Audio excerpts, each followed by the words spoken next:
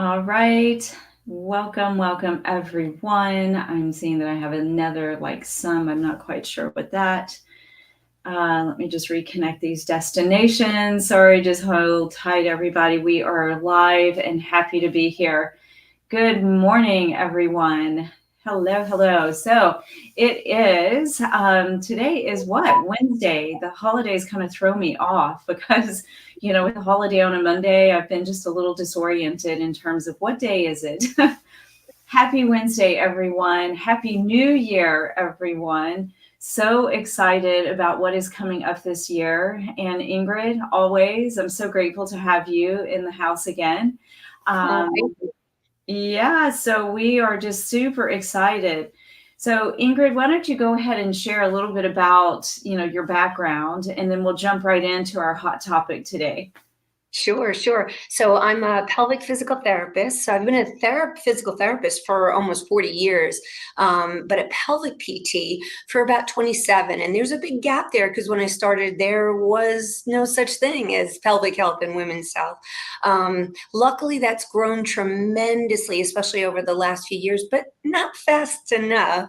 I treat everything from pain in the pelvic region to urinary and fecal incontinence, constipation, pain with sex, the topics people just don't really want to talk about, but we absolutely need to talk about because nobody needs to live with these conditions. Nobody should be afraid to step forward. So one of the main goals that I've been doing is I went from working clinically all the time to now education. And education has become, the key way for me to really open this world up for people, stop people from suffering from things they don't really need to suffer from.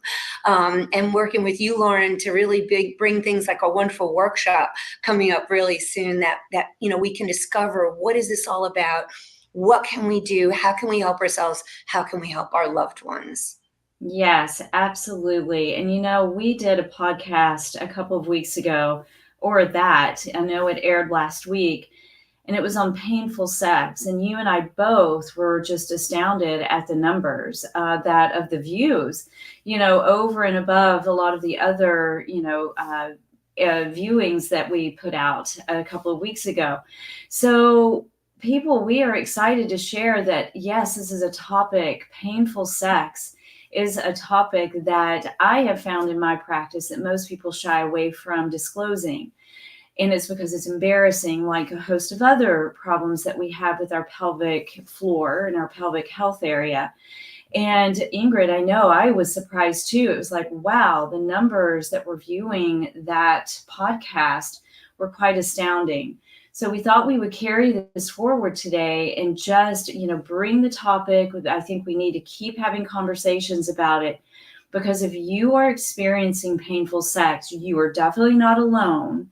And it's definitely something to bring forward because there is help for that. There is, I promise. Ingrid deals with it on a daily basis in some capacity. I hear it on a daily basis, just about in some capacity from our practices. So we just want to share that there definitely are techniques and movements and practices that you can start today that could definitely light up your life, in the bedroom or wherever you choose to be, so that you can enjoy having sex again without it being painful or scary. Right, Ingrid? What are some of the main areas in that topic that you have seen come into your office? Yeah, it's a lot of different levels because many times what happens is someone doesn't come in necessarily with that as a primary complaint. They may have said to their doctor, "Well, I leak." They finally came forward and said, "I leak," and in the course of our conversation, we find out that they've been having painful sex. For some people, it's what's called primary. So that means that the first time they tried sex, it was painful. For others, it could be something called secondary. They were going along just fine. And then all of a sudden, something in life started to make sex painful. And there are many reasons for that. I mean, that's a whole conversation in itself. But the thing is, a lot of times those people didn't step forward to say, "I have pain with sex," or "I can't enjoy sex." It was really through a conversation, kind of through the side, right? That we came in through the side door and discovered this and were able to work on it and have them return to not just being able to have sex, but comfortable sex, enjoyable sex, all those things that people kind of don't want to talk about again, like we started the conversation. So it's important to sometimes be able to open that conversation up a little bit from the side and bring it in. And then people realize, oh, this is something that a lot of people suffer with, but people just don't want to talk about. And if people feel like they're not alone, I think they're a little more likely to open up and talk about it. So getting that comfort zone for both the person themselves and the medical practitioner. So in our workshop on February 5th, we're going to talk a little bit about how a practitioner can help someone talk about it and how someone who's suffering with the problems can talk about it. So everybody talks about this on the same page, on the same level, and gets help like they need. Absolutely. And I know that every time, when I'm teaching a group, I always ask the group at the very beginning, please ask questions, because I can guarantee you there's another person sitting in this room that has the same question and more. And it truly takes that one person to open up the conversation that it all of a sudden just floods. Everyone is interested, because it is true. Everyone else is likely experiencing on some level some discomfort in this area. So, as you mentioned, Ingrid, we are hosting a workshop, a day-long workshop, and I'm still calling it a retreat because I think it will still feel like a retreat, because it's a full day here in Chapel Hill, North Carolina, that is going to be absolutely amazing. The more I look at our schedule, Ingrid, the more excited I get. So I've been really diving into all of the slides and the details of what we are going to be presenting. And I can tell you, everyone, it is powerful. It is well worth every bit of your time and the expense, because it is going to be packed with some very helpful information. So I strongly encourage you to consider, even if you're not a physical therapist or a Pilates instructor. Yes, if you are one of those, you do get your continuing ed, but this is for everyone. So if you or a loved one are experiencing any dysfunction, and I use that word, and I sometimes don't like using dysfunction, but that is what it is. If you are experiencing any pain in your hips, that's a big one. Most people don't know. They just say, oh gosh, my hip is really hurting, and don't realize that that is attached to your pelvic floor, and your whole pelvic health is impacting a lot in your life. So we just encourage you to, and I'm going to go ahead and put the banner up here. This is the link to our page where you can sign up. But again, as Ingrid was just sharing, it is going to be packed with so much information, and it's going to be very interactive. Right, Ingrid? Yeah, and you have a lot that you're going to be packing in. I know I've seen, the details of your work, and it's amazing. There's a lot that we're going to do. There's going to be a lot to absorb at first, and then there's going to be a lot to practice and play with. The whole afternoon between the two of us is just physically doing things. I know I learn very well by doing things hands-on, as I call it, and I think a lot of people do. They kind of enjoy being able to practice some of those tools and those techniques. So when you go back to your practice or you go back home, it doesn't matter. You can take those skills that we're both going to be teaching and use them immediately, right away, right? How good is that to say, well, I can go learn something and the next day I can put it in my practice or I can put it in my life. And that's super, super important to realize, is that you're putting it in your life, because there are techniques that don't, it's not like we're going to say, okay, you have to spend 2 hours a day doing this. No, no, no, no, no. These are little habit changes, things that you do that you don't even know you're doing, every day. And there's some things that, yes, maybe you have to practice. That's okay. That's good for your health too. But it's this combination of things that you change in your life that just brings better health to you, that helps you through so many things that you thought you had to live with, or your patients had to live with, and you don't. You don't. And I can tell you firsthand, personal experience, is that I've been in this movement space for a very long time now. I know a lot of these practices. I am middle aged. I had 5 children. And when you have that, trauma, which even birth, even though it's so beautiful, absolutely amazing, and brings out this beautiful miracle, that is trauma to the body.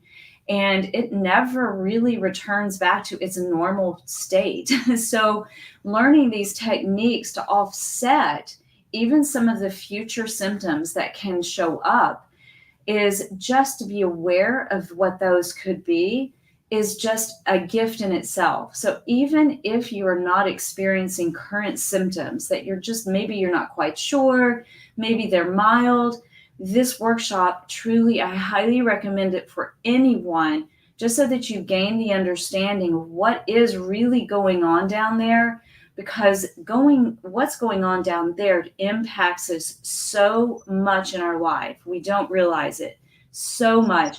I usually talk about the feet in my practice. I'm very big on feet. And I talk about how we have to give our feet love because we have more joints in our feet than any other part of our body. But what is definitely right there with our feet is our pelvic health. Because without our pelvic floor being really nice and healthy, it is going to disrupt your life in some way. I promise it is probably disrupting your life in some way, showing up as some pain or disrupting your relationships with your partner. There are so many things that are showing up. And so we highly encourage, just for anyone, no matter whether you're experiencing symptoms or not, just to have the awareness of what is truly happening in the pelvic floor region is just a wealth of knowledge that will take you through life really feeling your best. Yeah, and you made me think. So almost 1 in 3 women have some kind of pelvic floor dysfunction. That's huge. That's huge. You sit in a room, that means you could look almost any direction and someone will have something going on, right? The whole postpartum, or more importantly, fourth trimester. So that's issues that happen not just right after birth, but can continue for months and years later, that people have been taught, well, it's after birth and you're just going to go through that and live with it. No, no, no. We want to change that narrative, right? So, Mhm. so many people have these conditions that don't even know they have it. And that's something I want people to really think about is, you could be helping yourself by going to this workshop, and you could be helping someone right sitting next to you, right? A family member, a friend, whatever it is, when you take this workshop, right? So I want people to realize how common, but this is not normal, right? How common these issues are, but we want to normalize the conversation about it so people start talking about it, right? And that's one of the goals of the workshop too, is get that information out. And I could spend a whole nother conversation on the fourth trimester and how important it is for women to recognize the care they need during pregnancy and afterwards, right? That's so, so important. Mhm, mhm.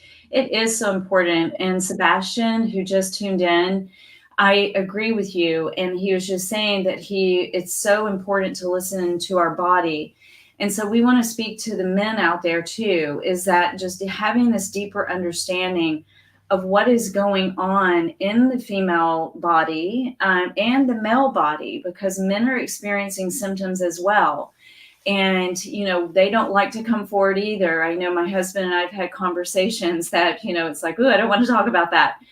But it's true, men are having symptoms as well. But also it's true, it's if you understand what your partner is going through from an anatomical perspective, what is really happening down there, it truly can enhance that relationship. It can almost go, oh, yes, that makes sense. Now I get it. So that it can relieve some of that pressure or the tension that may be showing up in some relationships because there's no desire maybe in the bedroom, or you feel like he or she is just constantly complaining and you're just like, well, honey, just go get a glass of wine and get over it and let's hit the bedroom or whatever. That language doesn't work. And that is something that we will be sharing during our time together at this workshop, of how to even have a better understanding of your partner's situations, if you will, so that you can also have a deeper relationship at home. So Ingrid, I am very excited, and I know that we're going to be coming forward more often between now and the end of the month to share some more insight and practical tips that you can use now, today, to help you get started on understanding what is going on down there in your body. And then you can start to apply them immediately. And the beautiful thing is that, at least I have seen in my practice, is that it really is a quick, things start to move very quickly. The minute you start to tap into that awareness of your body, the minute you start to do your exercises correctly, don't go doing 1,000 Kegels, I promise. That's almost doing more harm. As doing the exercises correctly immediately will start to show up. Would you agree, Ingrid? Absolutely. It makes such a difference when you're doing things correctly. And like you said, you have the awareness. And that's something that people are so disconnected. And there are a million reasons there as well, right? Our life, draws us in different directions, and we forget to be mindful of what's happening in our body. And sometimes just being able to draw in and realize what's really happening can make all the difference in the world. And then we don't necessarily have to devote that attention every single time, but if at least initially we start drawing in and understanding things better, then we can progress from there and do more as we go on and we move forward with these different techniques and ideas, right? So I think it's important to realize that mindfulness, what you mentioned, is a good place to start with a lot of what we're going to talk about. Yes, absolutely. Well, I look forward to our conversations in the weeks ahead. And I look forward to our time together February 5th. It will be a full day of just amazing information. And so grateful to be partnering up with you and providing this wealth of knowledge so that we can open up these conversations. Yeah. So So thank you everyone for tuning in. I know we saw lots of people popping in, and grateful. So just spread the word. If you know of anyone who could use some of this information, which is just about every one of us out there as a human, can definitely gain some knowledge from this. So we are grateful to have you tuning in today. Ingrid, I'm grateful always to have conversations with you, and we'll look forward to our next one. thank you for having me. Make it a great day.